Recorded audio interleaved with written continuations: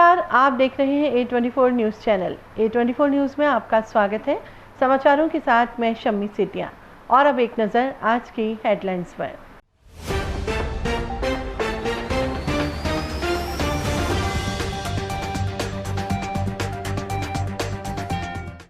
एक दिवसीय दौरे पर अलवर पहुंचे भाजपा प्रदेशाध्यक्ष पूनिया। जिला समिति की बैठक को किया संबोधित। मेवात क्षेत्र में 5 लाख लोगों के धर्मांतरण होने की कही बात।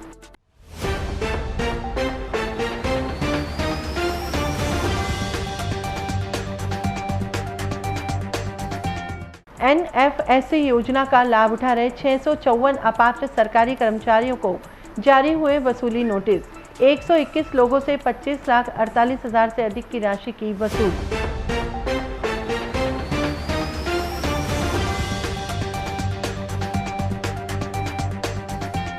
जर्जर हालत भवन में चल रहा है CMHO कार्यालय। कर्मचारियों ने 10 साल बाद उठाई जांच कराने की मांग। कहा, भय के साए में अब नहीं होगा काम।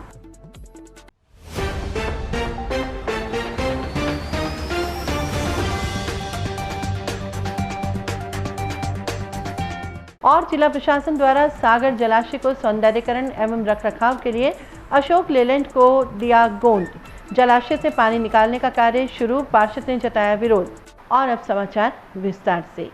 भाजपा प्रदेश अध्यक्ष सतीश पूनिया अपने एक दिवसीय दौरे पर अलवर पहुंचे। बीजेपी प्रदेश अध्यक्ष सतीश पूनिया का काफिले के साथ अलवर जिले में प्रवेश ही जिले के गांव और कस्बों में पूनिया का जोरदार स्वागत किया। इस दौरान केंद्र सरकार के कार्यों का बखान करते हुए पूनिया गहलोत सरकार को घेरते नजर आए। कोरोना काल में सतीश पूनिया के अलवर के दौरे पर नहीं आने को लेकर विरोधी धड़े ने इस पर पूनिया के खिलाफ मोर्चा खोलते हुए उन्हें घेरने का प्रयास किया। पूर्व मंत्री डॉक्टर रोहिताश ने तो खुलेआम ही बयानबाजी कर दी। अलवर के निजी ऑडिटोरियम में आयोजित अलवर जिला भारतीय जनता पार्टी दक्षिण की बैठक में पहुंचने से पूर्व प्रदेशाध्यक्ष का भवानी तोप सर्किल पर भी भव्य स्वागत किया गया। यहां से प्रदेशाध्यक्ष का काफिला गाड़ियों की लंबी कतार के साथ कार्यक्रम स्थल पहुंचा, जहां जिलाध्यक्ष सहित अन्य वरिष्ठ जनों ने सतीश पूनिया का भाजपा की परंपरानुसार स्वागत किया। कार्य समिति बैठक में उपस्थित मंचासीन अतिथियों सहित प्रदेशाध्यक्ष ने डॉक्टर श्यामा प्रसाद मुखर्जी, पंडित दीनदयाल उपाध्याय और भारत माता के चित्र के समक्ष दीप प्रज्वलित कर पुष्प अर्पित कर बैठक की शुरुआत की। बैठक में विषयों पर चर्चा होने से पूर्व मंचासीन अतिथियों में प्रदेशाध्यक्ष के अतिरिक्त भारतीय जनता पार्टी दक्षिण जिलाध्यक्ष संजय सिंह नरूका, अलवर सांसद महंत बालकनाथ, अलवर भारतीय जनता पार्टी विधायक संजय शर्मा, केंद्रीय महिला मोर्चा उपाध्यक्ष पूजा कपिल मिश्रा, बलवान सिंह यादव का परिचय कराते हुए सभी को बैठक परिचय पत्र और डायरी भेंट दी गई और उनका दुपट्टा पहनाकर अभिनंदन किया गया। इस दौरान स्वयं प्रदेशाध्यक्ष ने दक्षिण जिलाध्यक्ष नरूका के परिचय पत्र पर स्वयं के हस्ताक्षर कर उन्हें पहनाया। भारतीय जनता पार्टी दक्षिण कार्य समिति की बैठक में पूर्व मंत्री, विधायक एवं पूर्व जिलाध्यक्षों के साथ पदाधिकारी और सदस्य मौजूद रहे। प्रदेशाध्यक्ष ने कार्य समीक्षा के साथ आने वाले चुनाव को दृष्टिगत रखते हुए उपस्थित कार्यकर्ताओं का मार्गदर्शन किया। जिलाध्यक्ष संजय सिंह नरूका ने प्रतिवेदन प्रस्तुत करते हुए संगठन के किए कार्यों की जानकारी दी, जबकि अन्य मंचासीन अतिथियों ने कार्यकर्ताओं का मार्गदर्शन करते हुए संगठन के विस्तार को लेकर अपनी बात रखी।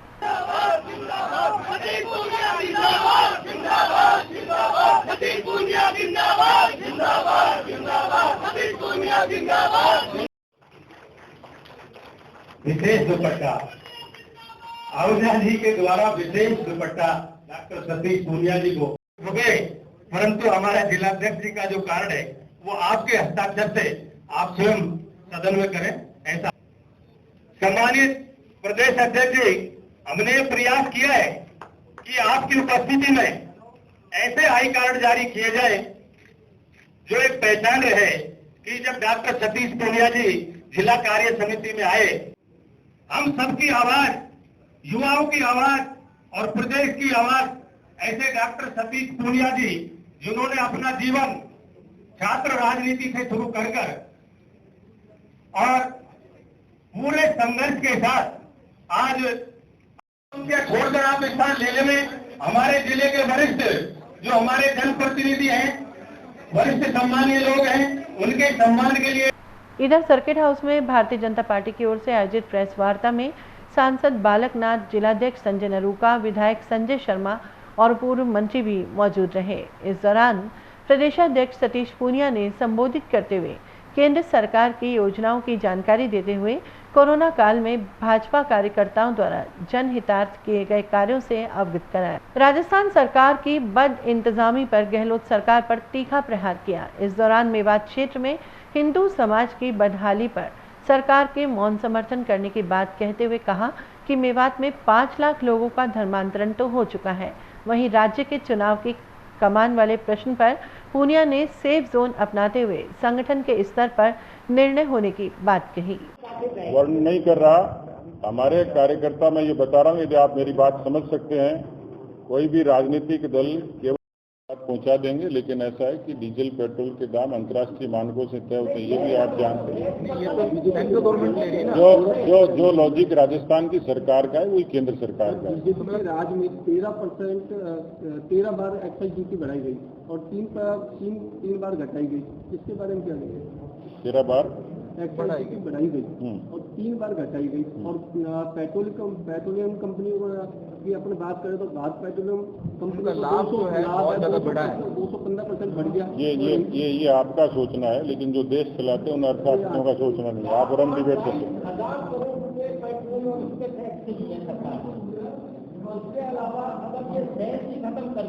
आपको ये भी पता है क्या कि स्वास्थ्य के क्षेत्र में 94,000 करोड़ था, उसको 2,33,000 करोड़ किया है। वो सरकार पैसा कहाँ से लाती है? जो 35,000। यहाँ क्या गलती हो गई? देखिए, पार्टी के कुछ मसले ऐसे होते हैं जो पार्टी के भीतर कहे जाते हैं, वो मीडिया, सोशल मीडिया उसका प्रॉपर फॉर्म नहीं है, और उसके लिए पार्टी सुनती भी है, कहती भी और करती। जज नहीं है ना आप, हम जज नहीं है। उसकी एजेंसियां इन्वेस्टिगेट कर रही हैं और जो होगा वो सामने आ जाएगा आपके और मेरे। तो क्या पार्टी ने तय कर दिया है कि ये लोग वहाँ पे चुनाव लड़ेंगे या अपने उस पर कर रहे हैं? देखिए, ऐसा है कि पार्टी की अपनी जो व्यवस्था रहती है उससे आप भी विज्ञ हैं। पार्टी का संसदीय बोर्ड होता है जो उम्मीदवारों के बारे में फैसला करता है। कोई व्यक्ति अपने बारे में कुछ भी कहे, लेकिन वो पार्टी का फैसला नहीं होता, पार्टी की ओपिनियन नहीं होती। आप सब जानते हैं इस तरीके से नगरपालिका से लेकर सांसद तक की टिकटों का फैसला कैसे होता है। एनएफएसए में जुड़े अपात्र परिवारों पर प्रशासन की लगातार हो रही कार्यवाही के बाद रसद विभाग ने ऐसे परिवारों को एनएफएसए सूची से बाहर का रास्ता दिखाते हुए उनके द्वारा उठाए गए गेहूं की वसूली की है। सरकारी कर्मचारी होने के बाद भी गरीब योजना में मिलने वाले गेहूं को उठा रहे थे। ऐसे लोगों को अपात्र मानते हुए वसूली की जा रही है। जिले में ऐसे 654 अपात्र परिवारों को चिन्हित किया, जिसमें 189 मालाखेड़ा, 465 अलवर में, ग्रामीण क्षेत्रों में 92 अपात्र लोगों पर वसूली की कार्यवाही की है। अब प्रशासन ने कुल 121 व्यक्तियों से 25,48,000 से अधिक की राशि वसूल की है। अलवर एसडीएम ने ये जानकारी देते हुए बताया कि इस सूची से हटे अपात्र लोगों के स्थान पर नए पात्र परिवारों को जोड़ने का काम भी किया जा रहा है। विभाग के पोर्टल पर 548 ऑनलाइन प्रार्थना पत्रों की जांच के बाद गुरुवार को 267 परिवारों को एनएफएसए से जोड़ा गया है। वहीं शेष रहे 289 प्रार्थना पत्रों की जांच जारी है। जांच पूरी होने के बाद इन परिवारों को भी एनएफएसए सूची में जोड़ दिया जाएगा। एनएफएसए जो खाद्यान्न सूची है उसमें कुछ अपात्र लोग जुड़े हुए थे। हमें श्रीमान जिला कलेक्टर महोदय रसद से लिस्ट प्राप्त हुई थी, जिसमें 654 अपात्र व्यक्ति थे जो एनएफएसए सूची में जुड़े हुए थे। हमने उनको सबको एनएफएसए सूची से डिलीट कर दिया है, साथ ही उनसे वसूली की कार्रवाई प्रारंभ कर दी गई है। 654 में से 189 जो केस थे वो मालाखेड़ा के थे, जिनकी वसूली एसडीओ मालाखेड़ा कर रहे हैं। और हमारे जो 465 प्रखंड थे उनमें से अलवर शहर में 373 थे। 373 में से 112 लोगों से वसूली की जा चुकी है। और ग्रामीण उमरेड क्षेत्र में 92 अपात्र व्यक्ति थे, उनमें से 9 से वसूली की जा चुकी है। कुल मिलाकर के 121 व्यक्तियों से हमने 25,48,000 रुपये की एनएफएसए में वसूली कर ली है। और जो शेष अपात्र व्यक्ति हैं उनसे वसूली के लिए नोटिस जारी कर दिए गए। कई व्यक्ति ऐसे हैं जो अपने पते पर नहीं मिले, उनके भी हम पते आइडेंटिफाई कर रहे हैं और 100% वसूली कर देंगे। इसमें एनएफएसए सूची में जो गैप आएगा, जो अपात्र व्यक्ति इस सूची से हट जाएंगे, तो जो अन्य पात्र व्यक्ति हैं, जो गरीब व्यक्ति हैं, उनको इस सूची में जोड़ने के लिए हमें गुंजाइश मिल जाएगी। क्योंकि अभी एनएफएसए एक्ट के अनुसार 69% ग्रामीण क्षेत्र में ही हम जोड़ सकते हैं, तो वहाँ पर जो हमें नाम काटने से जो गैप मिलेगा उसमें हम पात्र लोगों की जांच करा करके और उनको एनएफएसए में जोड़ेंगे। इसी क्रम में एनएफएसए की जो पोर्टल था वो मई 2020 में बंद कर दिया गया था। अभी लास्ट वीक एनएफएसए की वेबसाइट और पोर्टल को खोला गया है। इसमें हमारे पास, हमने अभी देखा तो हमारे पास कुल 548 की पेंडेंसी है, जिसमें से हमने 267 की पेंडेंसी आज शाम तक कर देंगे। 281 की पेंडेंसी जो है वो एनएफएसए के एप्लीकेशंस को जांच के लिए बीडीओ उमरेड को भेजा हुआ है। उनसे भी 2-1 दिन में करा करके हम ये जो अपनी पेंडेंसी है एनएफएसए एप्लीकेशंस की, इनको भी 2 दिन में जीरो कर देंगे। जिले के मुख्य चिकित्सा और स्वास्थ्य अधिकारी कार्यालय भवन की दशा 10 साल में ही जर्जर और गिराव हो गई है। इस भवन के कमरों की छत से मसाला उतर चुका है। छज्जों से लोहे के निकल रहे सरिये ठेकेदार की चुगली करते नजर आ रहे हैं। फर्श और साथ खड़े पिलर्स से हटी टाइल निर्माण कार्य में लगाई सामग्री के घटिया होने की गवाही दे रहे हैं। इस सब के बाद इस भवन में दिन भर राजकाज निपटाने वाले कर्मचारियों को दहशत के साए में काम करना एक मजबूरी बन चुका है। भवन निर्माण के साथ हुए लोकार्पण से ही खामियां नजर आने लगने की बात सभी ने कही, लेकिन जब किसी ने शिकायत नहीं की। अब हालात ज़्यादा खराब होने पर विभाग में कार्यरत कर्मचारियों ने इस भवन निर्माण की जांच कराने की मांग उठाई है। राजस्थान राज्य मंत्रालय कर्मचारी महासंघ जिला शाखा अलवर के जिलाध्यक्ष अरविंद यादव ने बताया कि जब इस भवन का निर्माण हुआ तब से ही इस भवन में दरारें आ गई। कर्मचारी वर्ग ने उच्च अधिकारियों को इस बारे में अवगत करा दिया। इस भवन में जगह जगह पानी भर जाता है, चूना झड़ता है और सीमेंट के बने पोल भी हिलने लगे हैं। धनेश्वरी बड़सरा ने बताया कि मंगलवार को भी एक हिस्से की फर्श जमीन में धंस गई। दूसरी तरफ भवन की छत और दीवारों से प्लास्टर गिरता रहता है। कब ये भवन गिर जाए इसका भय बना रहता है। वहीं प्रशासनिक अधिकारी सुंदरलाल और कर्मचारियों का आरोप है कि भवन निर्माण में घटिया सामग्री का इस्तेमाल हुआ है, जिसके चलते भवन जल्दी ही जर्जर हो चुका है। अन्य कर्मचारियों ने भी सही तरह से मरम्मत तक नहीं होने की बात कहते हुए इस भवन के निर्माण की जांच की मांग की है। 2008 के आसपास हुआ है और 2010 में इसका हैंडओवर हुआ था। तभी से ये बिल्डिंग ऐसी हालत में है। कभी छत के प्लास्टर गिरता रहता है, कभी दरारें आती रहती हैं। इनको लीबापोती करके चले जाते हैं और सारे कर्मचारी जर्जर बिल्डिंग की वजह से कभी भी हादसा हो सकता है। कल शाम को भी गैलरी का फर्श धस गया था। एक कर्मचारी निकल के जा रहा था, उसके पैर की धमक से नीचे पत्थर गिर गया। तो आप ये बताएं, आपने उच्च अधिकारी को नहीं बताया? इस बारे में अधिकारी को बता दिएगा। अधिकारी ने मौका मुआवजा किया है। किसने किया मौका मुआवजा? सीएमओ साहब ने। क्या कहा उन्होंने एक्शन साहब को बुलाया। दोनों ने अपना मौका मुआयना करके कार्रवाई की जाएगी इस पर। आपको बिल्डिंग से खतरा महसूस होता है? बिल्कुल खतरा महसूस होता है। ठीक। आपका नाम? सुंदरलाल। माहौल बेकार लगता है हमें कि कभी भी ये बिल्डिंग गिर सकती है। हम यहाँ 8 घंटे की ड्यूटी करते हैं, उस पीरियड में कुछ भी हादसा हो सकता है। तो पहले भी इस बिल्डिंग में इस तरह का हादसा हुआ है? ये तो अभी मेरी जानकारी नहीं है। 2011 से यहाँ पे पोस्टेड हूँ। बाकी भी 2011 व्यवस्था में तो हमेशा नजर आई है। एक कराड़ की छत भी गिर जाती है। हम जिस कमरे में बैठे हैं कराड़ आई पड़ी। ये भवन मेरी जानकारी जहाँ तक है 2008 के 9 में इसका निर्माण हुआ था और जिस समय इसका निर्माण हुआ तभी कर्मचारी वर्ग ने अपना आक्रोश जाहिर कर दिया था। उच्च अधिकारी को कह दिया था कि उसी समय जब निर्माण होने के बाद ही इसमें जगह जगह क्रैक्स आ गए और कर्मचारी ने ये कहा कि साहब इसमें तो इसका निर्माण ही घटिया हुआ है, इसको ठीक कराया जाए, मतलब इसको नहीं लिया जाए। पर पता नहीं क्या कारण रहे तो ये भवन का हैंडओवर भी लिया गया और उसमें जब से ही इसमें ये चल रहा है और इसमें जगह जगह पानी मरता है, क्रैक्स आ रहे हैं, ऊपर से चूना गिरता रहता है, कर्मचारी में का माहौल भी आता है।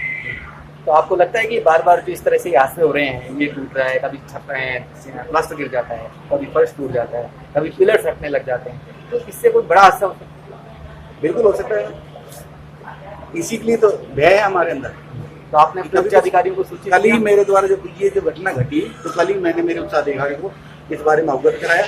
उनके द्वारा हमारे जो निर्माण शाखा में जो एक्शन साहब हैं उनको फोन किया गया। एएन साहब आए, मौका मुआयना करके गए और हम इसमें जल्दी ही आश्वासन दिया है कि इसके लिए हम राज्य सरकार को लिखेंगे और जिला प्रशासन को भी इसके बारे में अवगत कराएंगे। अलवर की ऐतिहासिक धरोहर सागर जलाशय को साफ, स्वच्छ, दर्शनीय पर्यटक स्थल बनाए जाने की कवायद शुरू करते हुए सागर जलाशय को स्थानीय अशोक लेलैंड फैक्ट्री को गोद दिया गया है। फैक्ट्री प्रबंधन की ओर से इस जलाशय को खाली कराने का काम गुरुवार को शुरू किया गया। इस दौरान स्थानीय लोगों ने इस बरसात काल में पानी निकासी को गलत ठहराते हुए प्रशासन को इसे रोके जाने की मांग की है। ये सुनने में आया कि सागर जलाशय को अशोक लीलैंड ने गोद लिया है। अच्छी बात है, गोद लेना, सफाई करना, रखरखाव करना, ये तो बड़ी बात है। लेकिन इस बरसात के मौसम के अंदर उसका पानी को निकालना उचित नहीं है। इस टाइम तो पूरे देश के अंदर, पूरे राजस्थान के अंदर, अलवर के अंदर बारिश की उम्मीद की जाती है, पानी आए, जल स्तर बढ़े। अब उल्टा ये नगर परिषद और ये अशोक लैंड में मिलकर के बोलते उसको पानी निकाल रही है। इस वक्त इस पानी निकालने का नहीं होता, पानी बल्कि स्रोतों में बढ़ाने का काम होता है। और ये जो इस टाइम जो किया जा रहा है बिल्कुल गलत किया जा रहा है। अब देखिए प्रशासन के बीच में हम भी क्या कर सकते हैं। मैंने अभी 4 दिन पहले हमारे जो एईएन है नगर परिषद में, हमने उनको अवगत करा दिया कि इस टाइम पानी निकालने का कोई मौसम और वक्त नहीं है। अभी जब बरसात आ जाए उसके बाद में इसका पानी उसको फिर आराम से इसका काम किया जाए। अब आप बताओ, आपने पानी निकाला, अभी बरसात का पानी आ गया, आपने गेट भी बंद कर दिए। और मैं आपको एक सूची और करता हूँ आपके चैनल के माध्यम से कि जो किशन कुंड से जो पानी आता है वो नहर के होता हुआ मीना पहाड़ी साइड में निकलता है। जबकि अगर कोई ज़्यादा पानी आ गया, अगर नहर टूट गई और मीना पहाड़ी के बाद में ओपन नाला है, अगर वहाँ जगह अगर मकानों में दरार पड़ गई तो वहाँ बड़ा हादसा हो सकता है। पहले इस पानी को किशन कुंड के पानी को पहले सागर में लिया जाए। सागर में लेने के बाद जब बरसात खत्म हो जाएगी उसके बाद में इनको क्या व्यवस्था करनी है पानी की, वो बात का विचार होता है। आप ये देखिएगा कि अपनी मर्जी से लोग काम कर लेते हैं। नगर परिषद में भी इसमें इन्वॉल्व है। वहाँ के क्षेत्रीय पार्षद को पता भी नहीं पड़ता है कि हम किसको गोद दे रहे हैं, क्या उसकी वहाँ की भौगोलिक स्थिति क्या है, पानी किस तरह से निकाला जाएगा। लेकिन कुछ नहीं, पार्षद को तो इन्होंने पूरे शहर में से नगर परिषद ने एक तरह से नेगलेक्ट किया हुआ है 64 पार्षदों को, कोई चीज़ पूछनी नहीं है। अगर कोई भी अगर वह हादसा हुआ उसकी जिम्मेवारी नगर परिषद आयुक्त की होगी। इधर इस मामले में नगर परिषद आयुक्त से मीडिया ने पूछा तो उन्होंने इस कार्य में जिला प्रशासन की ओर से सागर जलाशय को सौंदर्यीकरण करने के लिए गोद दे दिया है। उन्होंने बताया कि अलवर स्थित अशोक लीलैंड फैक्ट्री की ओर से इस जलाशय की साफ सफाई की जा रही है। वहीं इस कार्य में वन विभाग, जिला प्रशासन और पर्यटन विभाग की देखरेख में कार्य किया जा रहा है। अलवर की ऐतिहासिक धरोहर सागर जो कलेक्ट्रेट के पीछे स्थित है, उसकी साफ सफाई और उसकी देखरेख के लिए जिला प्रशासन की ओर से एक अशोक लीलैंड कंपनी को एक पत्र दिया गया था और इसमें फॉरेस्ट डिपार्टमेंट, नगर परिषद, टूरिज्म और सभी विभागों से एनओसी प्राप्त करने के पश्चात इन लोगों के द्वारा आज इसमें सफाई का काम शुरू कर दिया गया है। और इसके साथ ही इन लोगों को हिदायत दी गई है कि चूँकि सागर के अंदर मछलियाँ भी हैं तो उनके जीवन को ध्यान रखते हुए साफ सफाई का काम किया जाए। भगवान जगन्नाथ विवाहोत्सव की प्राचीन काल से चली आ रही परंपराओं पर कोरोना महामारी का प्रभाव देखने को मिल रहा है। पुराना कटला स्थित जगन्नाथ मंदिर में महोत्सव के दौरान देखी जाने वाली चहल पहल अब गायब हो गई है। विवाहोत्सव के सभी संस्कारों को प्रतीकात्मक रूप से मंदिर परिसर में ही संपन्न किया जा रहा है। 3 दिन तक गर्भगृह में भगवान की प्रतिमा का अन्न संस्कार होगा, लेकिन इस दौरान लगातार 72 घंटे तक मंदिर प्रांगण में गुंजायमान होने वाली रामधुनी का समय और भजन मंडली का आकार छोटा करते हुए गिने चुने लोगों द्वारा सुबह और शाम 2-2 घंटे रामधुनी चल रही है। मंदिर में श्रद्धालुओं के आने का क्रम जारी है, लेकिन कोरोना के चलते मंदिर में भक्तों के जयकारों की गूंज का अभाव साफ नजर आ रहा है। मंदिर महंत ने इस बार होने वाले कार्यक्रमों की जानकारी देते हुए बताया कि भगवान जगन्नाथ वरमाला महोत्सव के सभी कार्य विधि विधान से किए जा रहे हैं।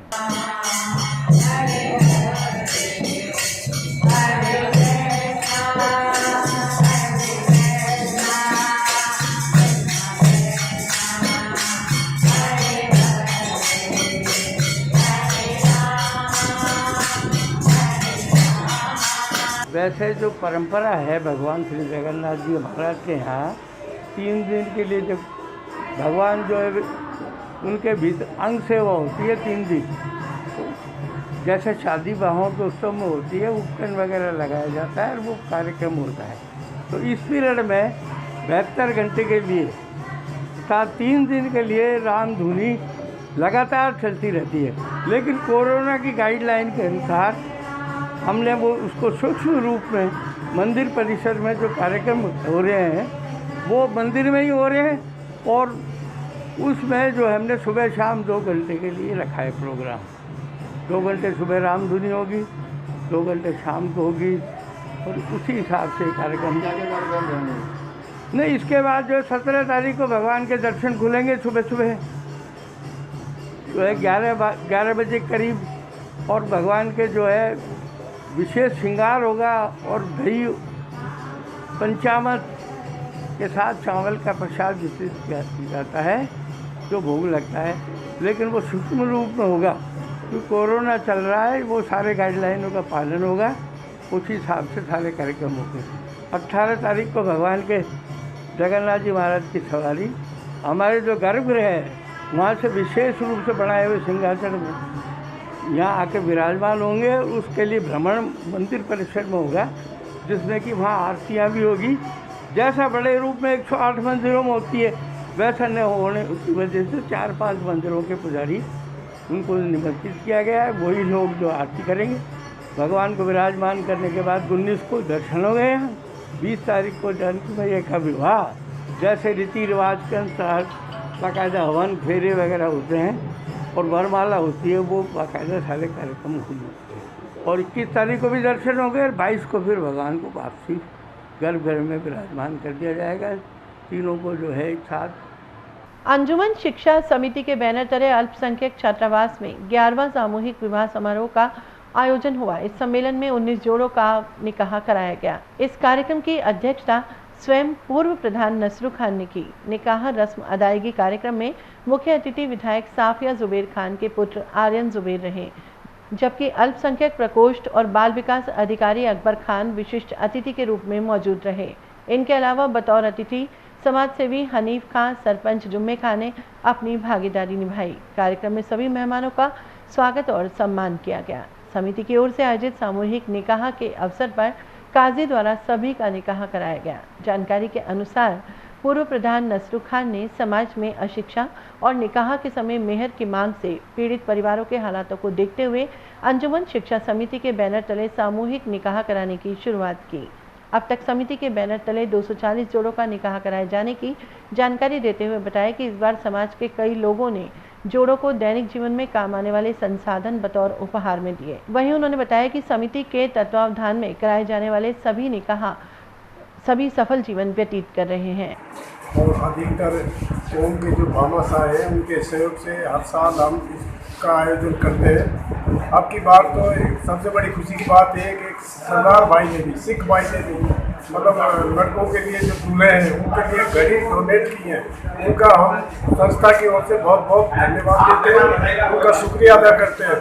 सभी मिलजुल कर इसको डोनेशन के रूप में पैसा एकत्रित होता है। भामाशाह जो इनका सहयोग बदस्तूर जारी रहता है। ये 11वां सम्मेलन है, बस इसमें थोड़ा कमी है तो ये है कि जो कौम के गणमान्य लोग हैं या लेमा है या आलिम आदमी हमारी कौम के, उनका थोड़ा और सहयोग रहे तो बदस्तूर ये प्रोग्राम अच्छी तरीके से चलता रहे। और जिसमें गरीब बच्चियाँ हैं, जिनके माँ बाप जो है आर्थिक स्थिति से कमजोर हैं, जो ब्याह शादी अपनी बच्ची का नहीं कर सकते, तो कौम से उन बच्चियों के लिए कौम से बहुत बड़ा इस सम्मेलन सहयोग समिति इन्वेस्टर समिति है। और इसमें 2010 से जब मैं प्रधान बना था तो 2 कार्यक्रम हमने शुरू किए थे। एक तो सामूहिक विवाह सम्मेलन, एक प्रतिभा सम्मान समारोह। इसे लगातार 2010 से चल रहे हैं और मैं समझता हूँ इतना तो नहीं कहता कि हमारा इस अंजुमन शिक्षा समिति से बहुत सुधार हुआ है शिक्षा में या दहेज व्यवस्था में, समाज में। इतना जरूर है कि शिक्षण व्यवस्था में काफ़ी फर्क पड़ा है, इतना हम महसूस करते हैं। और जो हमारे लोगों को हम प्रशस्ति पत्र देते हैं, उनको सम्मानित करते हैं, तो निश्चित रूप से कौम में थोड़ी होड़ लगी है पढ़ने की। और इसी तरह से सामूहिक समारोह है, ये बहुत अच्छा कार्यक्रम है। लेकिन एक बार हम 71 में पहुँच गए थे, लेकिन हमारे में मुझे दुख इस बात का है, पीड़ा इस बात की, जो हमारे मौलवी लोग हैं, कौम के उलेमा लोग हैं, वो थोड़ा सा इसमें सहयोग नहीं कर रहे हैं। अगर ये लोग सहयोग करें तो मैं समझता हूँ हम सब कौमों से आगे निकल सकते। एक बार हम 71 पे थे, 71 किसी कौम में सामूहिक विवाह सम्मेलन नहीं हुआ इतना, लेकिन अब धीरे धीरे हमारा मामला थोड़ा कमजोर हुआ। कौन सा सम्मेलन है आपका? ये हमारा 11वां है। आप कितने जोड़ों की शादी हो गई? 3 जोड़ों की शादी। और मैं समझता हूँ 10 जोड़ों के हमने पैसे वापस किए, इसलिए किए कि लॉकडाउन था और लॉकडाउन की वजह से लोगों का हमारा सस्ते काम निमट जाएगा। और इसमें आपका पता नहीं कि सम्मेलन कब होगा, इसलिए हमने पैसे वापस किए। अब तो बहुत ज़्यादा जोड़े होंगे। और मैं सब हमारे कौम के लोगों को, हमारे समाज के भामाशाहों को, दानदाताओं को धन्यवाद देना चाहूँगा कि इतना बड़ा सहयोग हमारे लिए दिया जा रहा है। गरीब बच्चियाँ जो जिनके बहुत सी तो ऐसी बच्चियाँ हैं जिनके माँ बाप नहीं हैं, तो उनके भी शादियाँ और सामान बढ़ता ही जा रहा है। अभी और हमारे भाई ने अभी टेलीफोन किया, मैं कॉन्फ्रेंस लेकर आ रहा हूँ, इतना बड़ा सहयोग, धन्यवाद। मेरे समाज के दूसरे भाई हमारे सरदार जी हैं, उन्होंने घड़ियाँ दी 20,000 की लड़कियों, उनको बहुत धन्यवाद। जिले के रामगढ़ में डीआरजी और स्वच्छता गृही की उचित मांगों के संबंध में ब्लॉक अध्यक्ष अख्तरी खान के नेतृत्व में राजस्थान के मुख्यमंत्री अशोक गहलोत के नाम एक ज्ञापन रामगढ़ उपखंड अधिकारी कैलाश चंद्र शर्मा को सौंपा गया। ज्ञापन के माध्यम से संघ ने वर्तमान हालातों को ध्यान में रखते हुए शीघ्र ही राहत दिलाने का मुख्यमंत्री से आग्रह किया। इस अवसर पर डीआरजी दुलीचंद, गबरुद्दीन और सरबजीत सिंह, जसविंदर सिंह सहित अनेक लोग मौजूद रहे। इस बात को लेकर आपने ज्ञापन दिया है?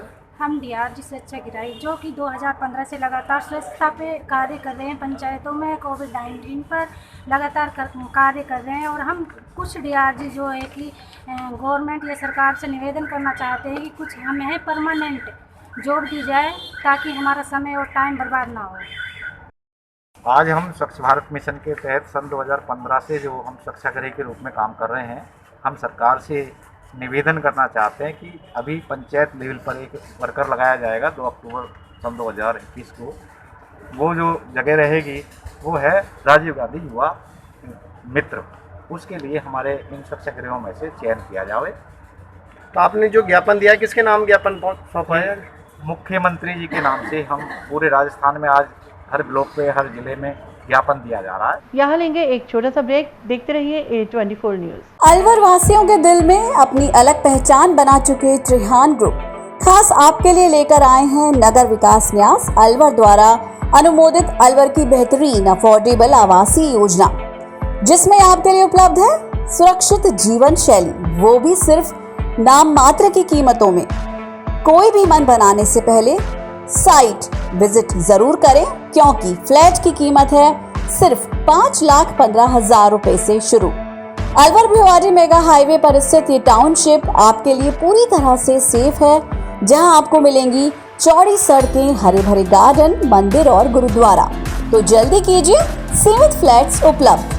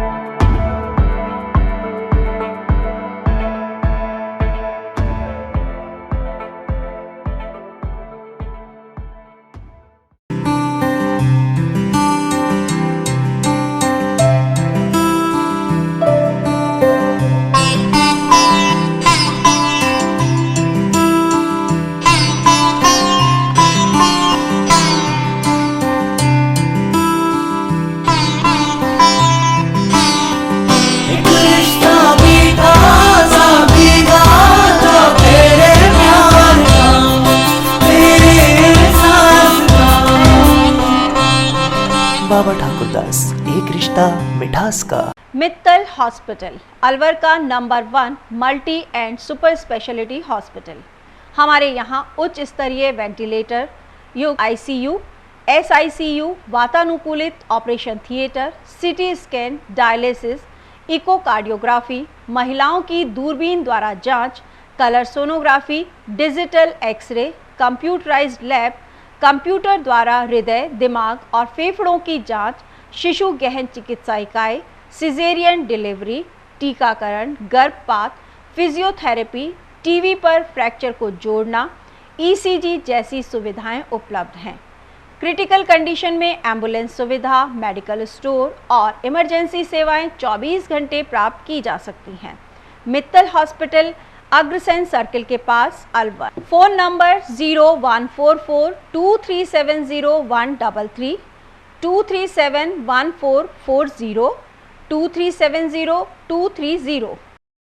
अलवर की सर्वोत्तम हाउसिंग योजनाओं में से एक है अपना घर शालीमार। जी हाँ, हजारों परिवारों को इको फ्रेंडली जीवन देने में त्रिहान होम डेवलपर्स हमेशा से अग्रणी रहे हैं और अब आपके अपनों के लिए लाए हैं वर्ल्ड क्लास डिजिटल सुविधाओं से सुसज्जित 4 BHK अमृत कलश लग्जरी आवासीय योजना। जी हाँ, इस आवासीय योजना में आपको मिलेगा स्वच्छंद वातावरण और अभेद्य सुरक्षा कवच के साथ एक ऐसा आशियाना जहां दर्पण और कर्टन भी आपके इशारों पर काम करेंगे। हाई डेफिशिएंसी वाले डिजिटल कैमरों की नजरों में रहेगी आपके अपनों की सुरक्षा। खूबसूरत हरा भरा terrace garden, automatic digital kitchen, अत्याधुनिक सुविधाओं युक्त बेडरूम, ड्राइंग रूम और बाथरूम। त्रिहान होम डेवलपर्स की ये अमृत कलश लग्जरी फ्लैट योजना आपके अपनों के लिए ही है। वर्ल्ड क्लास 4 BHK आशियाने की खूबियों को जानने के लिए आज ही विजिट करें अमृत कलश अपना घर Shalimar luxury residence near Telco circle, Alwar, Rajasthan. Contact number Ashok Saini 9672011113।